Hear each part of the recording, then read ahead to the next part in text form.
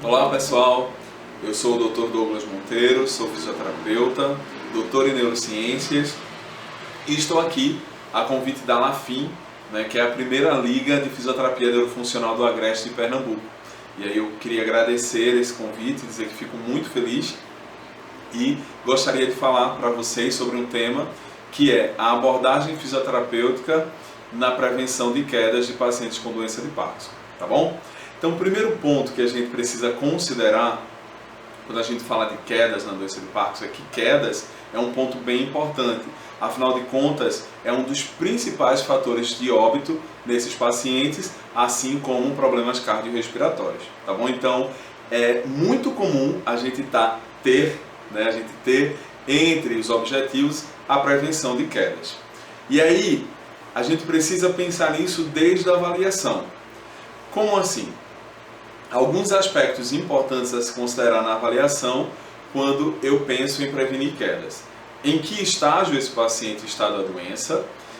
As quedas elas tendem a aumentar a partir do estágio 3, porque é quando o paciente passa a ter maior comprometimento da sua postura, uma postura flexora, com cabeça anteriorizada, o tronco também mais cifótico e o centro de gravidade desse paciente está anteriorizado.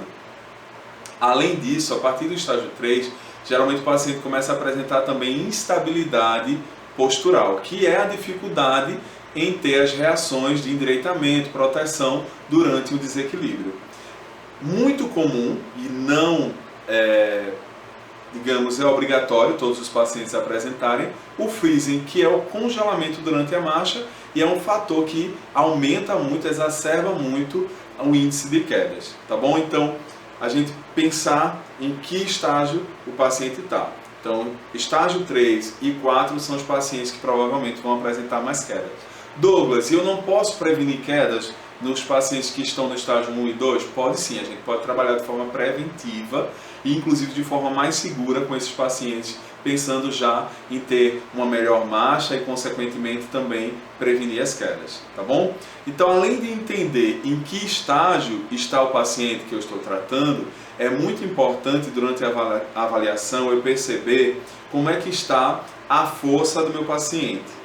Então, avaliar o grau de força do meu paciente, em especial dos membros inferiores, porque é um fator que pode também predispor muitas quedas. Também é interessante avaliar o equilíbrio do meu paciente e a orientação visoespacial dele, como é que ele se orienta nesse espaço, quais são as estratégias que ele usa, porque o paciente também pode ter dificuldade em se localizar e ter estratégias adequadas para se locomover em alguns espaços. Tá bom? Então, passada essa avaliação, entendendo o que o meu paciente pode apresentar, principalmente fatores intrínsecos, isso é, fatores relacionados ao próprio paciente, não que eu não possa também considerar os fatores extrínsecos, como o ambiente, e aí o fisioterapeuta pode também fazer uma avaliação ergonômica do domicílio do paciente, quando possível, para poder reduzir os riscos de queda. Então, passada essa avaliação, eu vou traçar os meus objetivos e aí dentro desses objetivos vai ter o prevenir quedas. E vou traçar um protocolo adequado para isso. E aí eu vou colocar aqui alguns pontos que seria interessante vocês lembrarem durante o protocolo de vocês. É importante fortalecer bastante a musculatura, principalmente em membro inferior, e não tem nenhum problema. Os estudos mostram que tem resultados positivos o exercício ativo resistido com esses pacientes.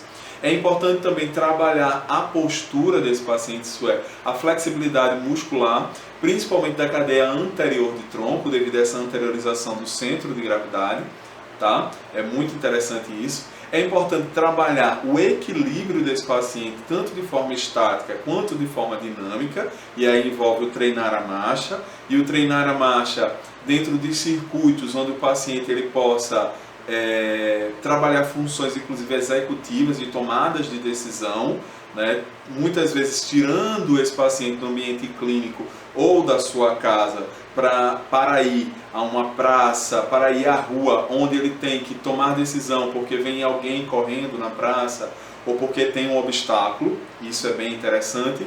E também não esquecer de treinar as reações antecipatórias desse paciente. Como assim? Como o paciente com doença de Parkinson ele tem dificuldade na questão da instabilidade postural, muitas vezes quando ele cai, ele não tem a reação de proteção. Eles caem para frente e machucam inclusive a face, podem ter fraturas de face por não ter essa reação de levar as mãos à frente do corpo para se proteger. Então é interessante que a gente utilize de exercícios onde o paciente ele possa ser surpreendido e ter essas reações.